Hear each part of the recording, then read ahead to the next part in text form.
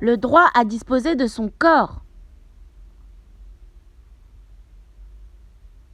L'avortement. À l'heure où les mouvements radicaux, voire extrémistes, ultra-conservateurs et religieux gagnent du terrain, la lutte pour la garantie des libertés des femmes à disposer de leur corps est capitale. C'est la raison pour laquelle je vais m'attaquer à deux sujets qui déchaînent les passions, l'avortement et l'excision. Et par la même occasion, intéressons-nous à toutes ces femmes, quel qu'elles soient leur métier, qui se mobilisent et montent au front pour combattre et défendre la liberté sexuelle et l'intégrité physique de toutes les femmes. Le droit à l'avortement en France et dans le monde est de plus en plus menacé. En France, chaque année, près de 200 000 femmes ont recours à cette pratique. Et parmi elles, nombreuses sont celles qui sont contraintes d'avorter à l'étranger après avoir dépassé le délai légal des 12 semaines. Quelles sont les causes, les freins et les solutions au manque d'accès à l'avortement? Claire va répondre à nos questions. Moi, c'est Claire, j'ai 26 ans, je suis animatrice de prévention en santé sexuelle au planning familial des Yvelines. Donc le planning familial dans mon département est un espace de vie affective, relationnelle et sexuelle. On a aussi une partie de notre activité qui est répondre sur la plateforme téléphonique nationale Sexualité, Contraception et IVG.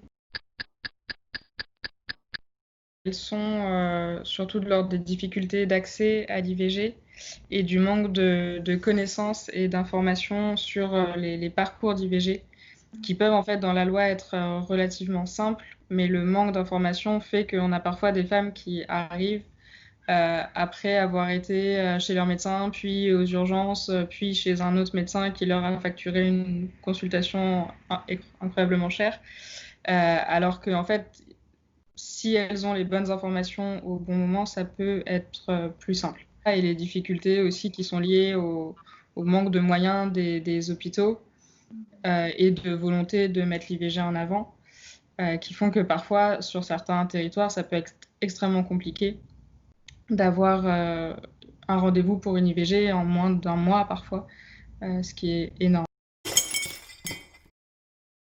Elles vont être assez diverses, mais c'est très souvent des femmes qui ne se sont pas rendues compte de la grossesse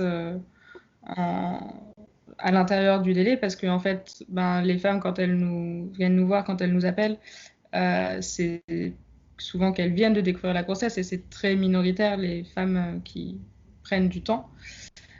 Celles pour qui il y a un délai un peu important entre le moment où elles ont découvert leur grossesse et le moment où elles se lancent dans le parcours d'IVG, ça peut être le temps pour les rendez-vous médicaux, des personnels dans les hôpitaux, dans le personnel soignant qui les ont mal renseignés, qui leur ont par exemple dit qu'elles étaient enceintes d'un mois alors que ça faisait 2 et du coup l'urgence elle n'est pas la même. Ça peut être des dénis de grossesse ou plein de raisons qui font qu'à un moment il y a beaucoup de difficultés qui se croisent dans la vie d'une personne et qui fait que la grossesse est découverte trop tard. C'est aussi compliqué à partir d'un certain délai d'avoir un rendez-vous pour une IVG. Ça veut dire appeler plein d'hôpitaux, prendre plein de rendez-vous et parfois le temps de faire tout ça, le délai de 14 semaines est dépassé. Donc il reste l'option d'aller à l'étranger. Nous, ce qu'on a constaté au planning, c'est une très très forte augmentation des appels sur notre plateforme d'orientation et d'information. Dans les premières semaines du confinement, on a eu 50% d'appels en plus et beaucoup qui concernaient l'IVG. Et en même temps, on a eu des remontées de terrain des hôpitaux qui nous disaient que leur service était vide. On commence à interpréter un peu ça comme une grande peur, d'une part de la part des femmes, d'aller dans un hôpital pour faire l'IVG, d'aller chez le médecin. La culpabilité encore et la honte de se dire je vais devoir prendre du temps à tout ce personnel médical, à tous ces médecins, pour mon IVG, donc c'est pas grave, on va attendre. Parfois même ne pas savoir que les services d'IVG étaient maintenus pendant la période de confinement et que c'était un motif valable de sortie.